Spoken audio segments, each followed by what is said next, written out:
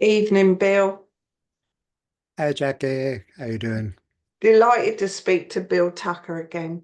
Um, I know Bill. Well, I met Bill through Joe Hayes, and many of you, if you're watching this, will know Joe Hayes. Bless his heart. He's recovering well from this broken hip, and so yeah, I know he's watching tonight. Um, Good on you, Joe. Good yes. man. So what Bill is talking about tonight is the effect, relationships and the effect on our health. The, what was it called? How relationships affect our health. And I know I've spoken with Bill a couple of times before about this, but it's just absolutely fascinating.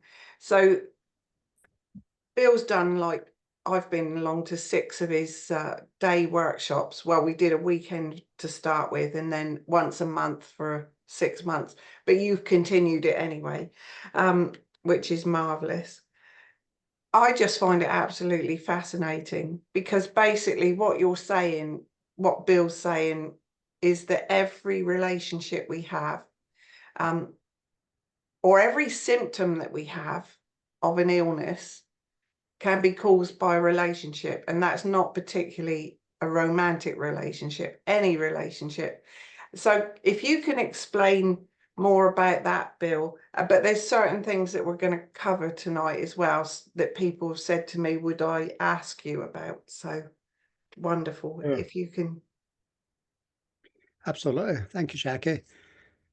And and thank you, Joe, because Joe's been a real stalwart in the workshops and in the New Forest. Without. And in life you meet these people that you can rely on 100%. If they say they'll be there at 8 o'clock, they're there at 8 o'clock. And Joe's one of those type of guys. I love his integrity. I love your integrity, Joe. I love who you are. I love everything about you. You're a beautiful soul. You're a beautiful man. And and I love seeing your smiling face. The first person to greet me after you've opened up the doors and everything else and started setting the room out. And you're a good man. You're a good man. And you've been through a massive amount to this. I was going to say it's no walk in the park to deal with a hip issue, but it's not. Um, So you're doing good. And even when Jackie and I, thanks Jackie for taking me to the hospital the last time when I was in the New Forest to see Joe, to get in between the queue of people waiting to see him. Yes, And we got in though. we got in, we got in. And I think it may have been because you took a bigger cake, I don't know, something like that. But the one thing that always impressed me about Joe is his attitude. Exactly. I talk in my workshops all the time. The most important gift we've got in life is our attitude. And it's super, super important. And I love your attitude, Joe. So keep going, man. See you And soon. that was Okay. one of the things on the first weekend workshop that I did with you. You showed a stream of pictures, and it was all about attitude, wasn't it? It was like you've just lost your job. There's one scenario how you think, oh, good, that means that there's something better for me, or devastating breakdown, and then you end up with symptoms of illness, all can do. It's massive. Yeah. And this is why relationships affect us so much because it's not what happens in life, it's how we feel about what happens in life or how we perceive the situation. And of course, every relationship we have with ourselves, with our source, with other people, there's a lot to do with a past story. Now, I'm not a great lover of going back to childhood and all that and dwelling in there and digging stuff up. I'm not a lover of that at all. But sometimes you have to go back, pick up what you need, the information that is, and come back and deal with it to get a deeper understanding. Now, our relationships are, let's just step over here to the human body and the mind. Now, the human body and the mind, obviously, we all know, we're all very aware that they're 100% connected. And we're all also connected to each other. And anything that happens in life is going to affect all of us to some degree. And that means either collective consciousness or in our interpersonal relationships. And depending on our past story, it's going to determine to some degree, depending on how much work we've done on ourselves, and to some degree, it's going to affect us, especially when we take things personally, because most discord is because of a misunderstanding and taking something personally. And it's a really big deal because none of us perceive the same situation the same way. None of us. We think we do, and it causes a lot of conflict in relationships when we expect the other person to perceive the situation the same way that we do. It's just not going to happen. And rather than that expectation, which always leads to disappointment, then judgment. And it's much better to be into a place of acceptance, whether we like it or not sometimes. Okay, that person didn't see it the same way I did. And they're not meant to, because we're different human beings. We're all unique human beings that are here for soul's purpose. We're here for a journey, experience, growth, evolution, call it what you like. But when we're all the way back to childhood and even into the womb, we can get conflicts there that's going to flavor our predisposition. It's going to alter our predisposition to how sensitive we are in certain areas of life. Say, for instance, even if a child was, um, if the mother had big conflicts going on with the baby in the womb, then that child will be affected by the mother's feelings, and it can also hear sounds from quite early on. And the heart field, the energetic field, is really big compared to the size of the heart and what it needs and to function at a physiological level. And it's picking up information from all around us. And there's a lot going on. It's incredible how any of us survive at all. And then obviously when a baby's born, then depending on that experience itself, that could be majorly traumatic for the mother and for the baby. Yeah. Now, say for instance, especially in the medical system, which used to happen quite a lot. I got a good friend, Julia, who's a midwife, who really does home births now, excuse me, in Devon. And she tells me that they take babies away from the mother less than what they used to, Oh, really? which is good. But obviously, it depends on what county, what town, what city, what hospital, whatever. Um, but in home births, they have certain issues or ailments like oh, what's the big one? No, we'll come back to in a second. So there's certain ailments that you don't get in childbirth that you get in hospital. And jaundice is the one. Ah, Now, yes. that's an anger in your territory conflict, either in the womb or at birth. And the healing crisis, strangely enough, is the jaundice. And now you don't get them in home births. Julia never sees it. But when she worked as a midwife in the medical system, obviously she's still medically trained and qualified and whatever, but she saw that quite often, and depending on the environment and and the care and whatever. Now, say for instance, a baby's Fascinating, Bill. Can like a baby getting jaundice can have a symptom as a baby, a tiny, tiny baby, as a absolutely, symptom, already yeah, getting conflict. yeah, either in the womb or at birth. Say with a Wow. big traumatic birth or something. Now, a baby. There's a wonderful retired French obstetrician. I can never remember his name. Julia reminded me of it last week as well, and I still can't remember his name. I can't pronounce it anyway because he's French, and I still struggle with English. So, and he always spoke out about there shouldn't be a male voice anywhere near a baby in the last few weeks of pregnancy or at birth. And they shouldn't have bright lights and they shouldn't have all this sort of noisy environment. And it's not conducive because the baby in nature, I'm speaking in nature, everything we speak about tonight is in nature, it's biological. So the baby really in nature would dictate the birth. So when it feels safe to come out, and obviously going by the mother's feelings and senses and everything it picks up, is it safe to come out? Really, that's it. But in certain environments, then uh, yeah, that time frame could be dictated a bit. So, so that could be healing symptoms. But say the baby's taken away from the mother, even temporarily, and even worse if it was, if they're put in an incubator. There's two potential life-threatening situations in a baby's psyche in nature, okay? Because a baby being separated from its mother at birth would be death in nature.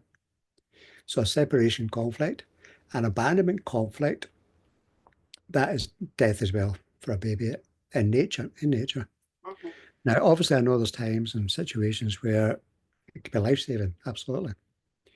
But now that baby will have a predisposition for life in every single relationship they have. And I know 3 people personally who have started their life in that way and really struggle with relationships. I mean, really struggle. They're super, super, super sensitive to separation or abandonment issues. I mean, super sensitive. And unfortunately, they end up in relationships that don't serve them in lots of different ways. So that's quite extreme, but there's a lot of situations that happen in childhood that are going to create a predisposition to how we react, how we perceive, how safe we feel in certain environments with certain people at certain times. And that's going to run like a story through our life until we understand it and then do our best to resolve it or to downgrade it, diminish it just by the understanding. So my job really is to help people understand the potential causes of whatever ailment or symptom or relationship issue or emotional stuff or what's going on for them at the time. So perception's massive. Massive. So We've got a few. Oh, sorry, you carrying on with that? so I just want to mention how important that is. All right. And the Yes, reason yes. I mention this, Jack, is for us all to give ourselves a break because a lot of stuff that happened way back in childhood, we had no control over that. We were just there. And we didn't ask for it. We didn't want it. I mean, the bad stuff and not, not the good stuff. Good stuff. Take it all, milk it. Um, but our parents have our relationship issues, and no one teaches us this stuff ever. So when we get to the age our parents were when we were born, then we realize that we may not be that grown up at all, or may not feel grown up. So it's a big deal, but a big deal for everyone involved. And obviously, you get the old family stuff or dysfunctions handed down through the line, down through the families. Yeah. It gets passed on to the generations. So childhood is a big deal. Don't go there. I'm going to just show you this then that I saw today. I just thought this was pretty appropriate. I understand being a responsible adult, but every day, every single day, that seems a little excessive. I just thought that was a funny little thing to be a responsible adult every day. Um, What, every day? My yeah, gosh. couldn't possibly. Um, so I've been asked by some friends where we've done 2 talks previous, or might even be 3, Bill, about symptoms. A few friends have asked me if I would ask you about certain things. And Sure. and so I went in alphabetical order because someone's asked me about cancer as well. And I know that was one of the things that you said, leave everything that you've ever known about any illness at the door when you come in.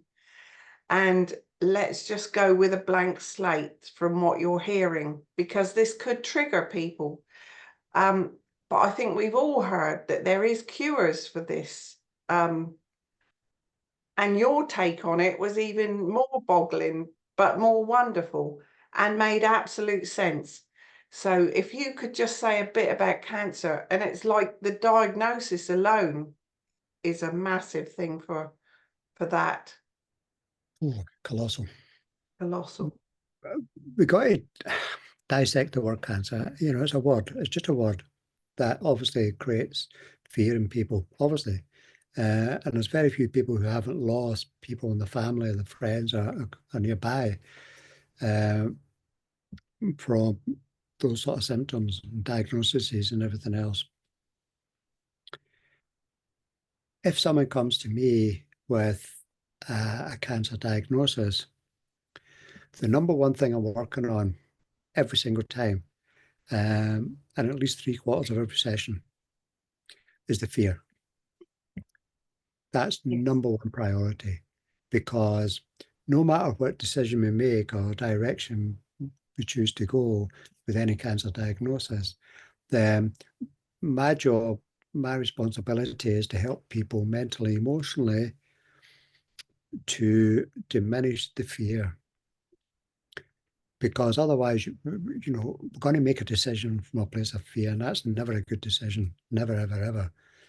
So my job is to help people get into some sort of balance. Now, the easiest people to work with, and I mentioned this in the workshop, is a masculine male who's an engineer, who's a martial artist. They're a walk in the park to work with any diagnosis like that. Because one, they're masculine, so they don't listen to anyone. And two, they're an engineer, so they're always thinking in that way, or an architect or something like that. They're thinking in that way for solutions. They're always working things out. And a martial artist understands energy. Mm. So they're really good to work with. Say with a man with a prostate issue or something like this, it's just relatively straightforward.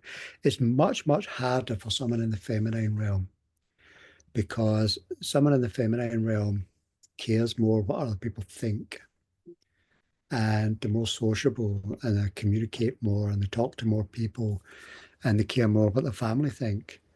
And sometimes the family can be a hindrance. They can be a great support, but they can also be a hindrance, a really big hindrance. And Hindrance, yes, yeah.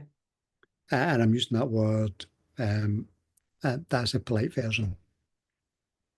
Because the So thing is, the diagnosis is not just for the person, it runs throughout the close people next to them, isn't it? And the fear from all of those combined with the fear you've picked up yourself. that's one of the biggest dangers, Mm. because everyone wants to tell you something, or this or that or whatever, and put their opinion in. When it's their fear, as you say, Jackie, that's getting triggered, and they're going to reflect that back to you. You really don't want to be around people in fear. You really don't, because they're just going to dump it on you, and it's the last thing you need. Now, the diagnostic shock itself is a big deal. And this is why in the very first workshop, I show the slides of someone putting a mobile phone on the doctor's desk. And I've actually run a series of 12 webinars as well, helping people understand what we're talking about here, that I've recorded over the last, I don't know, 6 months, whatever. So, um, so basically, to diminish the diagnostic shock, because sometimes it hits us like oh, Yeah. it's like the witch doctor pointing the stick at someone, and and they don't wake up in the morning. It's massive in our psyche. So the key is to take your mobile phone with you or whatever you use, and press record in the audio before you walk into the doctor's office or the consultant or whatever it is. You must press record in the audio before you walk in. And obviously respectfully say, don't mind if I record this, do you? I'm not in a good place right now. I'm really stressed. I can't think straight. I don't want to miss anything. Put the phone on their desk and walk back to your seat. Do not pick your phone up, and do not take no for an answer, because, and I'm saying this respectfully, it's not about you or them or anything like this. I would never have the job for all the tea in China. So It's a hard job. And to tell people bad news every day, that must be a I can't even nightmare. imagine, yeah. No, it's just horrendous. Now, it's your legal right to record audio with any conversation like this, any at all. Okay. Now, it doesn't mean to say you can go and post it on YouTube and Facebook and all that sort of stuff, but no, what it does, it's got a dual purpose here. One, you imagine the doctor's talking to your phone or somewhere else in the room and you don't actually want to sit straight onto the doctor either. You want to sit sideways, move sideways, never have negative news or aggressive people coming straight at you directly, ever, ever, ever. Get out of that energy. And through your thoughts, your intention, just take that energy down into the floor to be taken into the earth and transmuted into love or whatever you do with it, as long as it doesn't come directly at you. So one, it's going to your phone. Preferably don't listen too much because you're recording it anyway, or take someone else with you who won't potentially be affected by the diagnosis or the prognosis, okay? And also that way, what it does is the doctor knows, or a consultant knows they're being recorded. They will actually diminish the way they express that to you. So that diminishes any shock that you have for yourself. Mm. It's super powerful and super important, and it can literally save a life, honestly. Yeah. And so if any of your friends are going for diagnosis or prognosis or whatever, just check in with them and ask them to do the same. Or take someone along with you to take notes, even if you wanted to. But preferably the phone, because it's got that dual purpose. Yes. Yeah. I think that's such good advice. Something I'd never thought of. And I know you said to take someone like a mother-in-law or someone that's not, Mother-in-law is fatal for a yeah, doctor. because it would confuse the doctor as well. It does. And I've asked doctors, why don't you like someone taking a mother-in-law? Said, we don't know where to put them. We don't know where they are. We just can't get it. Why would you take your mother-in-law to a doctor's appointment? So you would get that emotional response as well. Yeah. Just borrow one. Borrow Yeah. someone. So that was just a cut. I wanted to just cover that. Very important, Jackie. But when you get the symptom and you're then told that, you've said it's a celebration because you know you're starting to get better. Sometimes. The majority of our symptoms, strangely enough, are healing symptoms. Now, that doesn't mean to say we don't do nothing. That's crazy. My job when I'm working with people is to help them understand the cause. Now, the cause, so the body tells me by the symptoms or the diagnosis where what organ's affected. I need to know what organ's affected, what tissue type it is, and it's kind of, I know a lot. I need to know a lot of things that other people don't need to know. Okay, but I need to know that. So I need the facts, basically. Not that one lady called me up one day and said, Bill, I've been told that you're the man I need to speak to. I've got colon cancer. And I know it sounds a really strange question, but I said, well, how do you know you've got colon cancer? It sounds a really stupid question. And she said, well, a psychic told me. I said, I'm really sorry. I can't work with you because whoever told you that may be a stunning psychic, but I just can't work with that. I just can't. I need to work with black and white facts. Okay. So then once I know the organ is affected or what part of the organs, because different parts of every organ that are controlled in different ways and different symptoms and things going on at the time, then my job, my responsibility is to find the cause. Now, when I'm looking for the cause, I'm looking for three things. I'm looking for circumstances, and I'm looking for the time frame along with the circumstances, and I'm looking for the relationship issue, and I know by the reaction in the body how the person perceived it. Okay. Now, I can talk in a few different organs, different things. I don't want to get too much because I know you've got some questions, A Jackie. lot more through to get through, yeah. But just a basic overview for people, yeah. Yeah. So my job is to ask the right questions. So I know this type. Say, for instance, someone come to me with eczema in a specific area of the body. I know the type of question. I know it's a separation issue that is going into healing. Or if it's chronic, it's getting re-triggered. So if it's happened for the first time, where you get the eczema, the itching, swelling, really irritating pain, then I know they've potentially resolved a separation conflict. If that's the first time it's happened, they've resolved the separation conflict and they're actually in healing. Now, if you start taking medication, especially steroid creams or something like this, because the itching can be horrendous. I worked with one lady who had eczema from top of her head to the tips of her toes.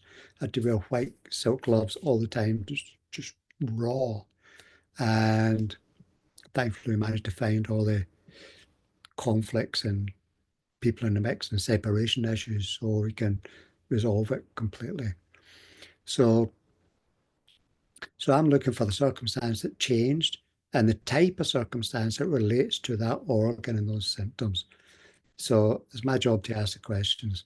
Mhm. So, and then what we want to do, if the symptoms are in healing, to help the person understand what they call what the resolution was, because there had to be a resolution to put the body into healing. Now, sometimes the healing symptoms can be challenging. Okay.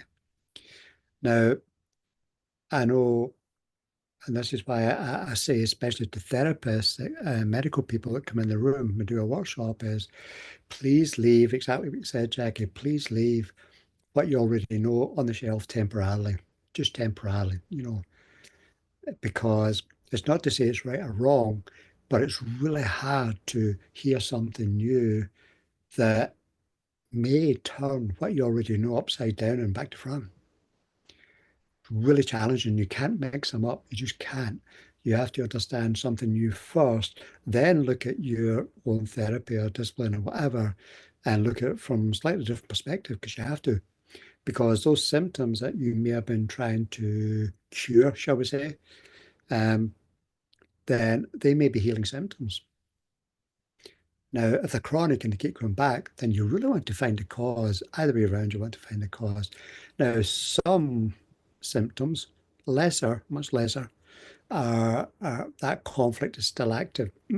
That conflict with that person, that neighbor, that boss, that whoever it is, that child, they're still active and you want to resolve them. So my job is to walk back from the organ, the diagnosis, the symptoms, to help the person find the circumstances and relationship issue, and then take it from there, what we're going to do about it. So, Wonderful, because really that's what we're talking about. It is relationships. With what you do, it is relationships that all create relationship. any symptoms, any illness. Apart from toxins and poison and toxicity, if someone's going to live their life in McDonald's every day, then it's not going to benefit their health. Um, but bearing in mind, then you have to look at the attitude of the person who would do that anyway. There has to be a lot of need for suppression going on somewhere. So, yeah. It's a massive, massive subject, all of this, isn't it? Honestly, Bill, you could talk about it for weeks, I would imagine. So the next thing we're going to go through is erectile dysfunction. And when a friend said to me, would I talk to you about this after seeing the two previous ones, she said, would I be happy to? And it is something that, you know, we need to talk about. It's like grief, death and dying. We don't like to talk about it, but it's so, it's like the menopause for women, erectile dysfunction for men, but it's never really talked about. So what would you say on that, Bill, for anyone? Lots. That So it's a big deal. Obviously, a really big deal. So, first of all, questions that I'll be asking someone. When it comes to the question of a man losing his erections, we have to check quite a few things first because there's always a cause. Because this is the thing, nothing happens in the body without a reason. There is no randomness in the body. Our subconscious mind, through our psyche, through our circumstances or relationships, and through our perception will trigger a reaction in the body somewhere. Okay. So if a man loses his erections, then first of all, we're going to look at medication. Are there any medications in the mix? Because there are many drugs out there that can affect a man's sex drive or his ability and his erections. So that's the first question. Then you're asking the question, well, why is he taking the drugs? What drugs? And then checking the side effects and whatever's in there. And even things like statins, beta blockers, antidepressants, things like this. Statins for the high cholesterol and beta blockers for the high blood pressure and antidepressants. But I'll talk about them later as well. And so is it okay to have a brief chat about those? Just those, the Yeah, statins, blockers and that. And because I was just looking at the numbers the other day and it seemed to be common. Hell, thankfully I don't live in the medical world. I've got friends in the medical world, but I don't live there. I've never been near a doctor or a hospital for, I don't know, 20 odd years. I don't know how long. It's not my sort of place where I hang out. And so I'm really out of touch with a lot of stuff. So the first two, and I'm always shocked by the amount of people that are on these drugs. Yes. I don't mean because they're on it, but because the numbers are colossal. It's almost become normal in our society. So cholesterol. So the cholesterol, the coronary arteries, of course, can be the veins as well, but coronary arteries we'll speak about because it's a man. And I say a men have veins as well, but the coronary veins also a part of the cervix for a woman, strangely enough. So for a man, the coronary arteries. Now, the cholesterol build up in a man's in what's called a hanging healing, or in and out of this conflict, which will be a territory loss type conflict. And it can also affect the self-worth, but it'll be a loss in his territory. And a loss in a man's territory is a really, really, really big deal. Really big deal. Because, and I'm speaking from masculine male here, feminine male will have more identity than territory. The perception will be different. So it's like if a woman hears a noise outside, she'll gather the internals, look after the internals, the nest, and the man, hopefully, will be out at the fence, the outer perimeter. So if we're in and out of this territory loss conflict, then whether that's boss at work or his partner or the children or whatever it is, then the cholesterol is going to build up, then break down and build up and break down and all that sort of stuff. And that's the so-called LDL, the low density lipoprotein cholesterol. That's the sticky stuff, really good stuff. And I don't know if it's still the same now, but the medical world always used to say that's really, really bad. And because most of the cholesterol in the body is produced by the liver, probably about 80% by the liver, and the rest by your diet, whatever. But it's a normal process. So it's nothing to... Testing is a dangerous business. And when a man or a woman says to me, I'm just going for a checkup, I'm like,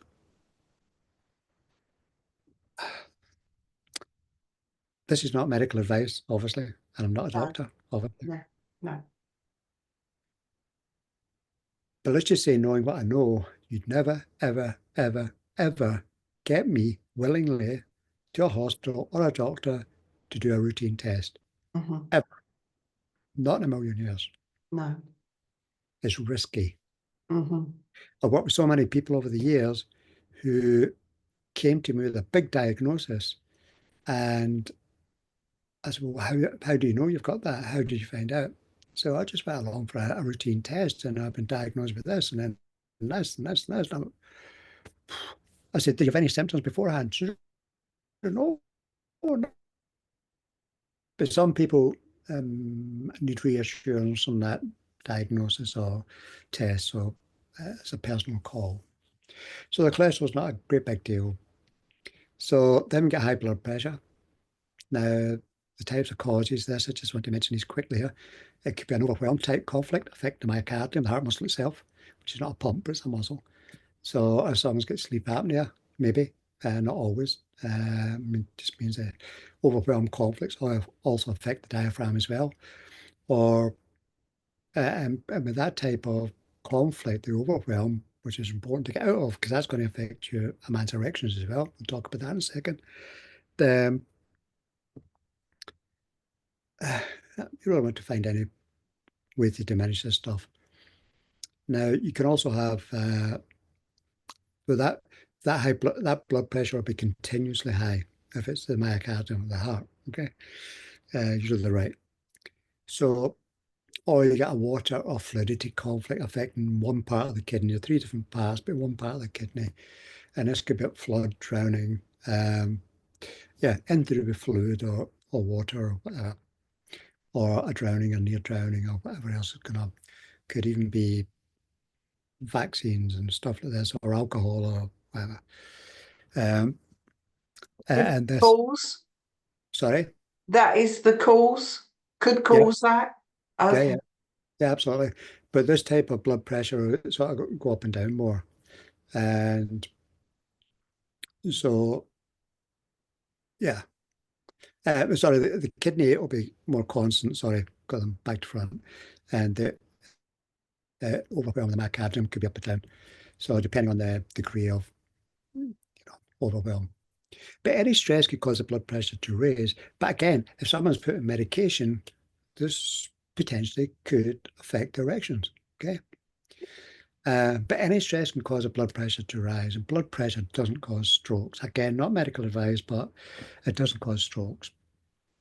Um, um, Unfortunately, there's a lot of people in the medical system who are really good at fear mongering. I mean, really, really good, disgracefully good. So, but then we also have to look at personal circumstances, like what's going on for the man that's causing the erection issues. What's going on? Is it lack of sleep? Is it why? What's he worried about? Is it work? Is it money? Are there any alcohol or drugs in the mix? Or too much coffee? Or any other mechanical reasons for the symptoms? Um, and for the man, obviously he could end up with a sexual self-worth type conflict. Um, Easily. Because it's an important thing for a man. It's really, really important because a man has to perform, so to speak. And to be able to do that, it doesn't have to be able to, be intimate and, have a sexual relationship. You don't actually need an erection to, have to have intercourse. And playing is, great as well. So, but if it's important to the man and to the woman, then it's important. Mm-hmm. So the man could end up with a sexual self-worth type situation or any performance type anxiety that could have been triggered or started with the stress or the overwhelm or whatever else is going on, or medication. Always take medication out of the mix first. Say, well, what was the circumstantial change before these symptoms started? Even a change in sexual position could trigger a man. Some men get triggered into sexual conflicts or, self-worth conflict by sexual positions. Maybe if the woman's more dominant all of a sudden, or wants to be on top, or maybe in certain positions that um, the man feels under pressure. So it's to communicate about all these sort of things, because I don't think there's a man out there who woke up one morning and says, "Oh, today I'm going to start being, having erection issues." I don't think there's a man out there who's ever said that. Um, and it's not good for anyone. So we also What's have to. oh good. Oh, Because carry on. what's Okay. the advice? Is there any? Yeah, absolutely. Oh, we Oh, haven't finished yet. Oh my gosh, there's lots of other reasons. So yeah, it's communication. If it is a performance anxiety issue that's been triggered by something, even if a woman said something, uh, heaven forbid if a man asked a woman who was her best partner, and she tells the truth, and maybe it's not the man she's with, downhill from there. Mm. Or if there's anything the man finds out about the woman, or vice versa, and it leads to conflict uh, and maybe changing the time of day, anything at all in the mix. So we also have to look at circumstances like, especially midlife, it's very common where people want separate bedrooms. They want to sleep on their own for whatever reason. So if the man takes that personally, feeling as though he's been kicked out of the marriageable bed, that's going to cause a problem. That's potentially going to cause an unwanted program. That's not going to help a man's erection. Mhm. If the lady's going through the menopause, and it's quite a literal word here, because it could be when a woman goes through the menopause, to some degree, she become more masculine. And now that's a problem if she was I more heard you say that when we were at the thing, yeah. if she was more feminine before, and that was the attraction, a masculine man, feminine woman. You have to have one or the other. You can't have two masculine or two feminine, even in gays or lesbians. One's masculine and one's feminine. You can't have the attraction with two masculine or two feminine. You can more than two feminine, but not so much a man. It's so so if the lady's going through the menopause and she becomes more masculine, then that menopause could literally be termed putting your man on pause. Oh, It was aptly named. I don't know who you, yes. but Because that is a lot of the effect with menopause, isn't it, for a woman? it's a big deal, and no one chooses. A woman doesn't choose when, how to go through menopause, or how she's going to feel, and what sort of reaction it's going to have at a physiological level. Because it could also change mental, emotional level as well. It's a big deal. It can be a big deal, not always. And some women get really big symptoms, and some women don't. And for menopause type symptoms, say like the hot flushes and all this sort of stuff, doesn't happen to every woman. But the sort of symptoms that happen, I would always recommend for those sort of physiological symptoms, I would always recommend a woman go to a naturopath, a good naturopath or someone, because they can benefit them in ways that other people may not, or anyone who specialises in that. So it could also be an age thing for a man, because as a man gets older, because generally speaking, a woman goes into menopause around 50-ish. Left-hand woman goes in a bit later. There are certain reasons why a woman would get in sooner or later, without getting into all of this. So when a man's getting older, then I don't count it as old, but I'm nearly 70 myself. But when a man gets to 70, 75, thereabouts, his testosterone is going to drop. I promise you, I'm not looking forward to it. I'm really not. I'm fighting this all the way. Just let you know.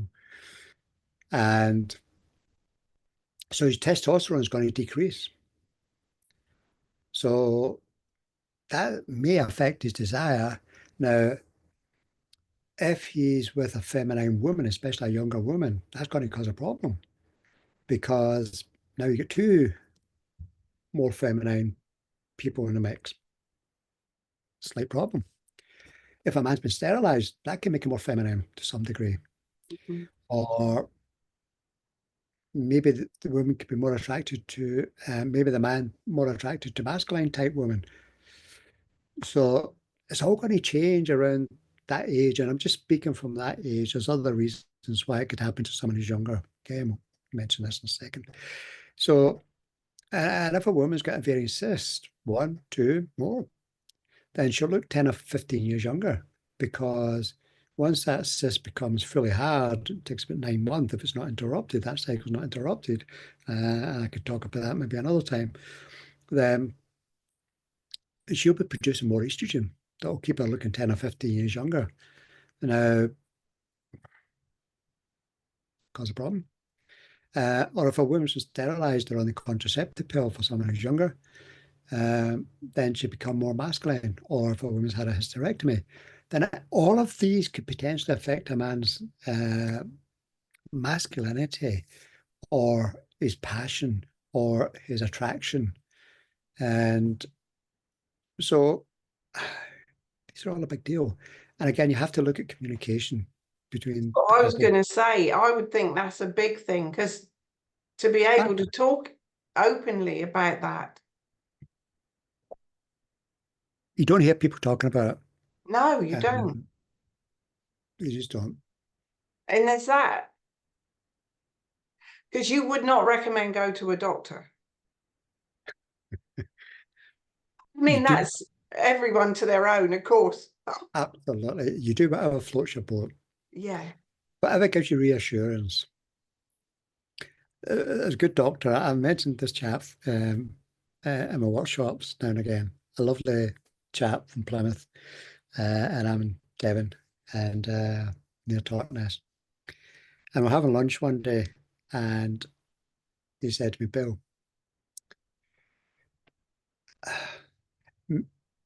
we're all about medication and surgery. That's it. That's what we're trained in. And he said, but drugs never cured an illness in its life.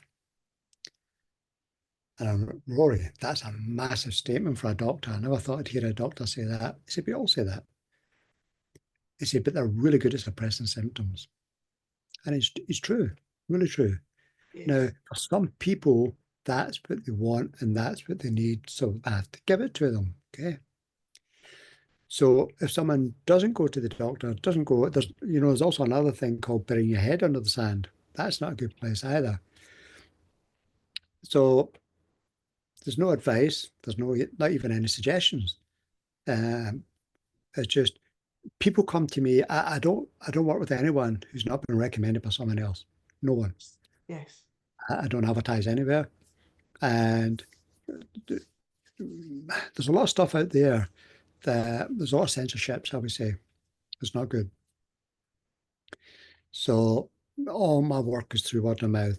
And if someone calls me up and asks them to work with me, the first question I ask is, who recommended me?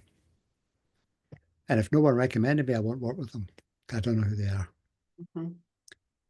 And it's sad, really sad, but it's just how it is. I know, and it's like knowing anyone else, isn't it, that you would really want to, be able to Yeah, trust. yeah, it's all about trust. And Yes. they have to trust me as well. Yeah. When someone recommends me, then, that's part of the trust because they trust the friend or whoever recommended. So, and that's part of the reassurance as well to bring down some of the fear. Mhm. So, um, so whether someone goes to the doctor or not, it's personal, always personal. And again, this also goes back to our beliefs and our fears and how we've been brought up and whatever. Um, and that's fine. To be able to not go that direction, the medical world, it means that we have to take more responsibility for ourselves. Mhm. And the majority of people who end up in the system, knowingly or unknowingly, they may not be as willing to take responsibility for their own health, so they hand it over to someone else. Now, really, you want to be able to trust the people you hand it over to, and I don't mean the doctors and nurses. I mean, there's a lot going on that's really not good, and there's a lot going on that's good, life-saving. Okay, there's a time and a place to go to the doctor. Absolutely. Yes. If you got a blockage, you can't breathe. There's lots of reasons why you'd want to be there. You don't want a therapist, that's for sure. Um, Therapists are not good at fixing broken legs. I couldn't patch Joe up. Oh, They just exactly. they But just would you say a counsellor perhaps for that as well might be an idea? Is there counsellors that help with that? I don't know. whatever you're drawn to. Obviously, I'm only speaking for myself, Jackie, because my whole job is to find the cause Yes. and to find out where people are in that program, so we can either diminish or downgrade or resolve or help someone through the healing phase if they're already resolution and stop them getting re-triggered all the time by helping them understand the circumstances, the relationship issues, the events that are causing the body to react in that way.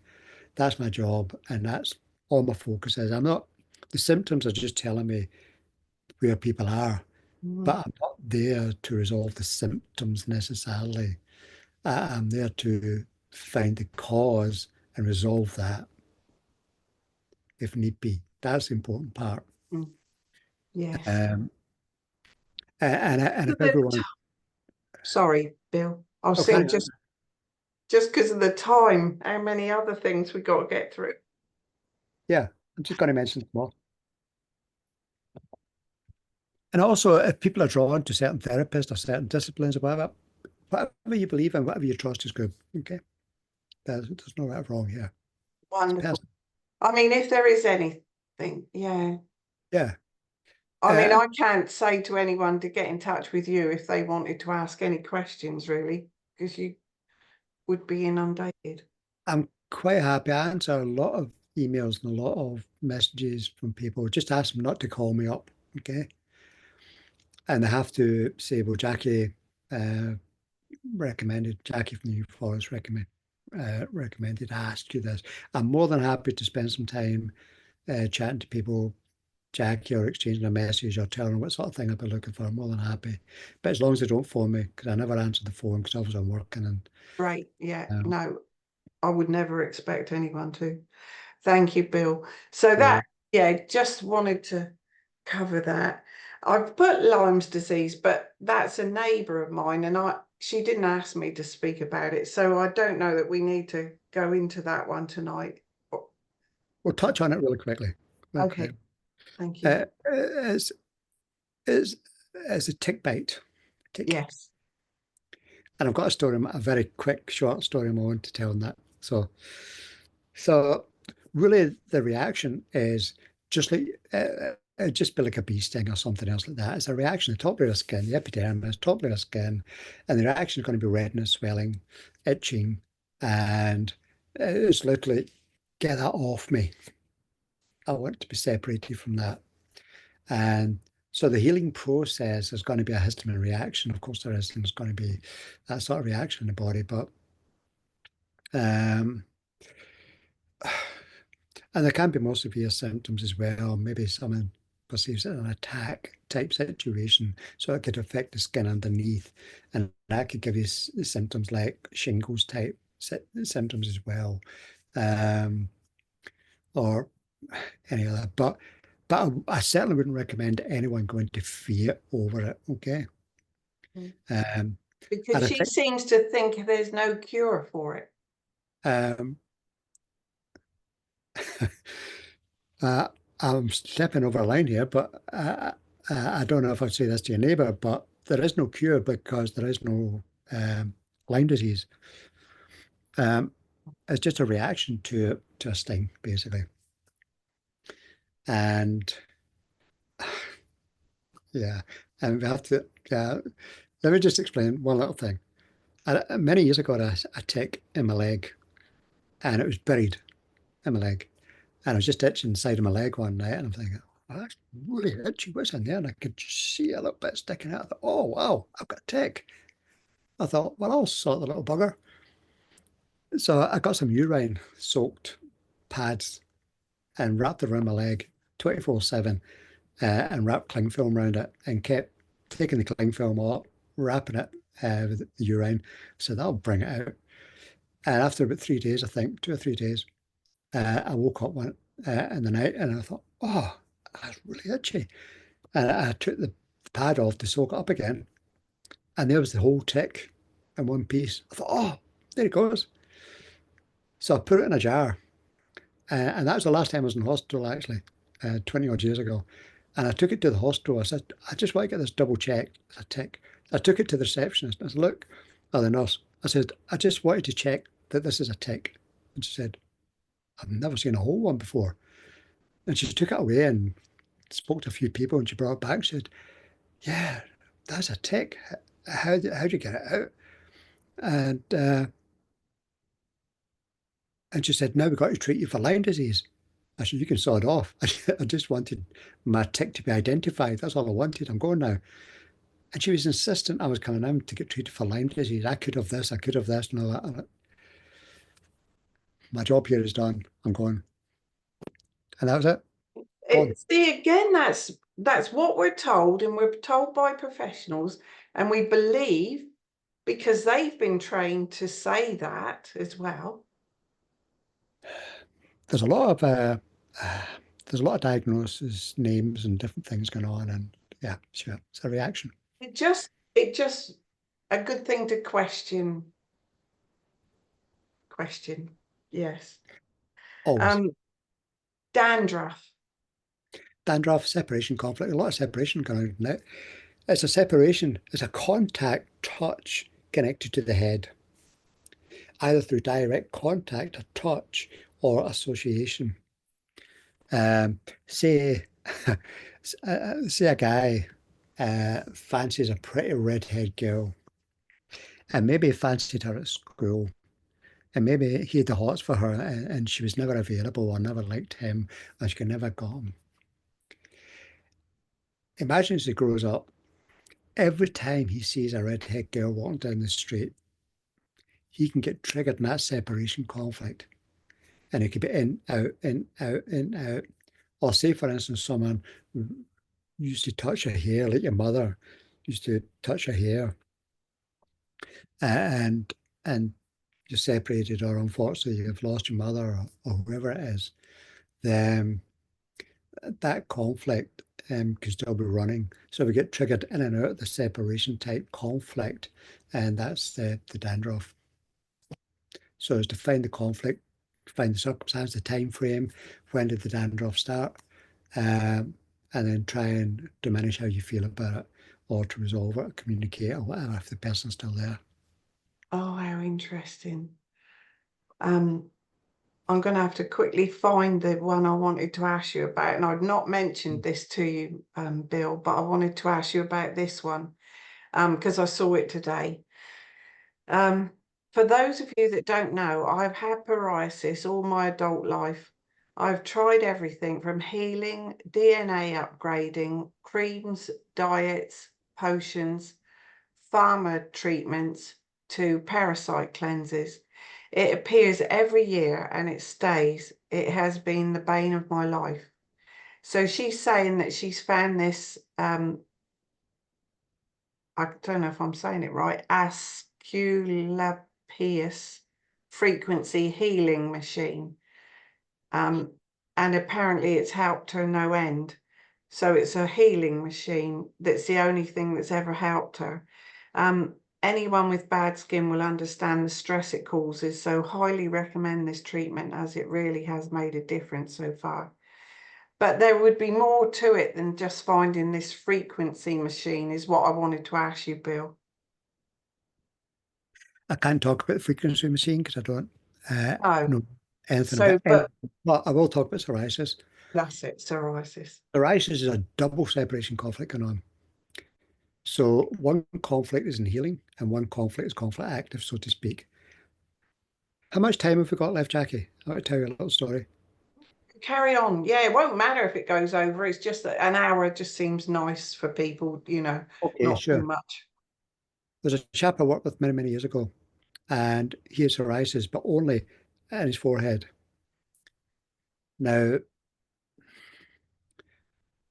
it's all about contact, it's about touch, top layer skin, contact touch with human beings. And this applies to animals as well, by the way, our pets as well. So, not animals in the wild, but our pets. Mm. So, so I know he's got two separation conflicts running in this area.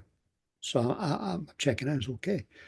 And this chap he was an engineer actually in this case. Then, and his sister was a Reiki healer, and she introduced him to me, and she said, "Bill, don't even talk about emotions. They won't go there. I'm sure he's in the Asperger's realm, so don't even go there." I said, "No problem. I can do black and white." So I'm asking him about the time frame. I know I'm looking for separation issues. One's conflict at certain times of the day. One's healing at certain times of the day, and then it's troublesome for someone. But just there, then you have to ask why there. Some people say, "Oh, I'm allergic to that drink, that food stuff, or strawberries, or chocolate, or whatever." But why there, or why in any location. The location is super important to look at. Why there? What is that point of touch, that point of contact? So for him, I was at his place, and I saw the pictures around the room. He's obviously a loving dad, and his children, him and the children, a boy and a girl, um, and pictures of his dad and different things. So family. And I was talking to him about work. So basically, here is connected to the intellect or about physical touch. Okay, Right. intellect. And I said, who do you want to separate from in your life? He said, oh, bully boss. Oh, I said, why? And he went, because he's a bully. I said, but what do you mean? He says, well, he's he tries to degrade, it's not the right word, degrade, but he tries to put me down all the time. humiliate. Yeah, that intellect Mm-hmm. in front of the men. This guy was second in command, top engineer. And his bully boss kept putting him down in front of the men, telling him he was no good, he was stupid, and all that sort of stuff. Now, here's a past story, backstory. So that's one separation conflict. I want to separate from him. Mm. So at weekends or at night time, he goes into healing with that conflict connected to his intellect. Up here, okay. But his predisposition was his bully dad, who Oh, always put him down and told him exactly the same story. oh, It's been repeated by the bully boss. Now we had to find the other conflict.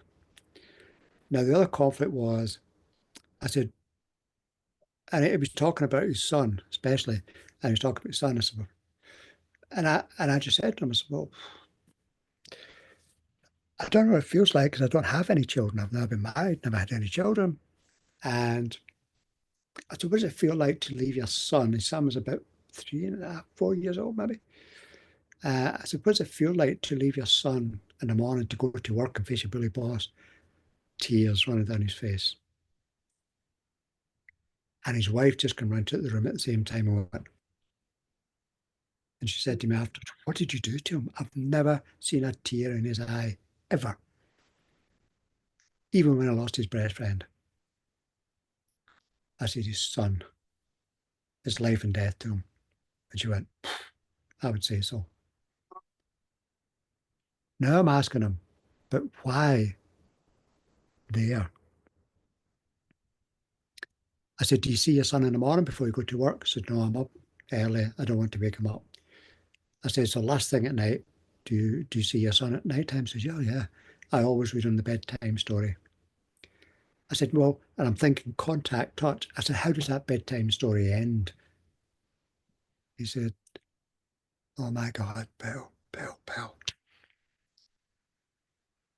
I bend down and he kisses my forehead. So every time he goes to work, he's got a separation conflict running for his son. And he's got another one wanting to separate from the bully boss. And one's in conflict and one's in healing.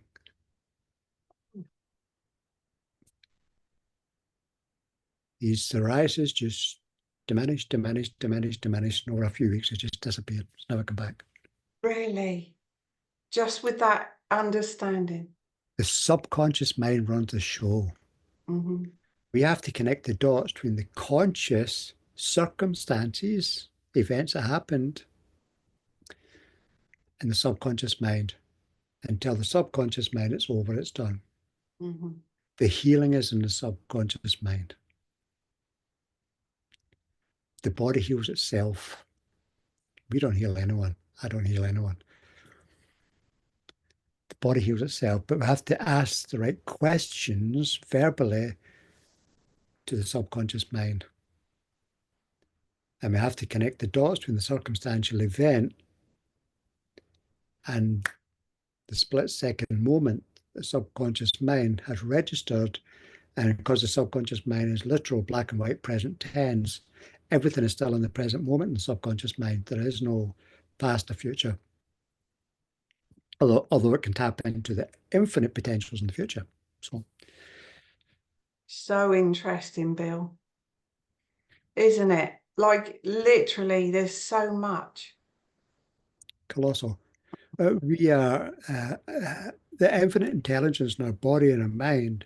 To insult it and say the body's made a mistake is just, Never.